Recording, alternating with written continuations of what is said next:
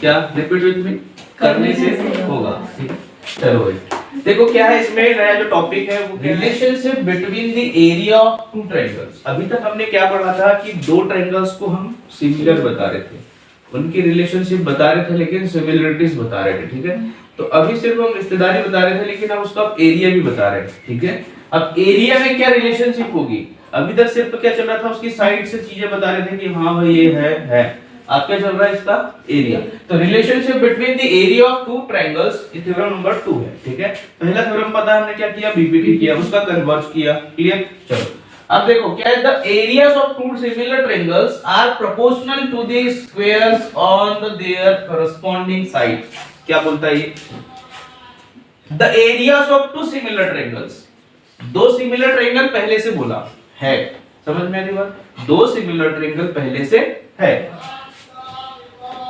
हाँ बिल्कुल, काफी किताब पढ़ रहे हैं बेच रहे हैं, बताओ। The areas of two similar triangles are proportional to the squares on their corresponding sides। दो ट्रायंगल्स के एरिया, समझ में आ रही बात, the area of two similar triangles, दो सिमिलर ट्रायंगल्स के एरियाज आर प्रोपोर्शनल, एरिया क्या होंगे, प्रोपोर्शनल। अभी तक हमने क्या पढ़ा था, साइड प्रोपोर्शन पढ़ा था कि दो सिमिलर ट्रायंगल है तो उनकी साइड प्रोपोर्शन में होगी, लेकिन हम यहाँ क्या पढ़ रहे हैं कि दो ट्रायंगल्स के एरिया अगर प्रोपोर्शन में है तो उनकी साइड्स का स्क्वायर भी प्रोपोर्शन में होगा। समझ में आ गया, to the squares on their corresponding sides. समझ में आई बात, क्लियर है।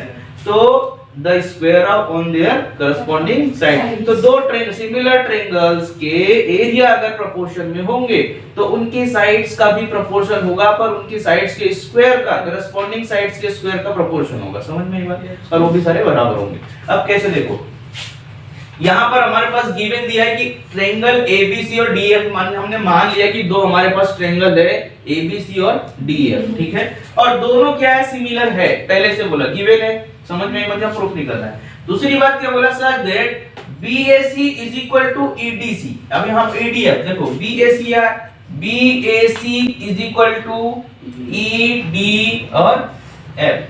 हाँ, और दूसरी चीज क्या दिया है यहाँ पर, angle B is equal to angle E, angle B is equal to angle E and angle C is equal to angle F. तो यहाँ पर क्या बता दिया है ट्रिपल ए के अकॉर्डिंग कि दोनों ट्रायंगल सिमिलर है तो एरियाज तो एंगल तो इक्वल होंगे होंगे, है ना। तो एंगल ए एंगल डी के, एंगल बी एंगल ई के और एंगल सी है जो एंगल एफ के बराबर है। ठीक है।